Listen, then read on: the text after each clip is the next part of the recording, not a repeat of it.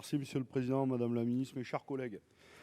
Par cet amendement, nous souhaitons un renforcement clair des garanties pour tous les travailleurs sous-traitants qui participent et participeront au déploiement de la filière électronucléaire. En 2009, nous alertions déjà sur les conditions de travail des travailleurs du nucléaire, car pour accroître la rentabilité des centrales et répondre à des injonctions financières contraires à la notion des services publics et à la sûreté des installations, EDF et d'autres groupes publics du nucléaire ont recouru de manière massive à la sous-traitance pour la maintenance des installations, au point que sur certains sites nucléaires, le personnel sous-traitant est devenu numériquement plus important que le personnel salarié d'EDF. 80% de la maintenance est sous-traitée aujourd'hui, contre 20% seulement en 92. En effet, en 2015, lors des débats sur la LTE, on nous avait pourtant assuré la main sur le cœur que la sous-traitance serait limitée. Il n'en est rien. Ce qui ressort des nombreux témoignages de salariés d'EDF ou encore d'Orano est sans appel. La sous-traitance nucléaire est massive et intervient dans tous les domaines. 80% des activités de maintenance, la chimie de l'uranium, la gestion des déchets, le démantèlement.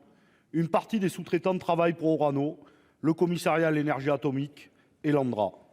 Ils sont 40 000 à intervenir sur les centrales nucléaires, soit de manière permanente pour assurer le nettoyage, la radioprotection, la logistique, la décontamination, l'assainissement, ainsi que la collecte, le conditionnement et la gestion des déchets, mais aussi le montage d'échafaudages, le magasinage, la blanchisserie. Et cela souvent de manière itinérante, de site en site, au rythme des arrêts de tranche. Aujourd'hui, il est indispensable de mettre un terme à la situation de celles et ceux qui sont appelés les nomades du nucléaire, de mettre un terme à leur situation dégradée, et ce, au mépris de leur santé et de la sécurité des installations. Il est indispensable de mettre un terme au dumping social qui a lieu dans cette filière d'excellence. La relance ne se fera pas sur le dos des travailleurs précarisés. Je vous remercie. Chers collègues, monsieur le rapporteur. Oui, Président, Madame la Ministre, chers collègues.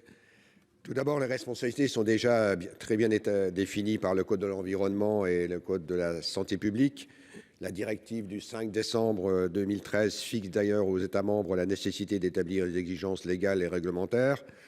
Et de plus, l'article L. 1333-7 du Code de la santé publique oblige les responsables d'activités nucléaires à mettre en œuvre les moyens et mesures permettant d'assurer la protection de la santé publique et de la salubrité et de la sécurité publique ainsi que de l'environnement.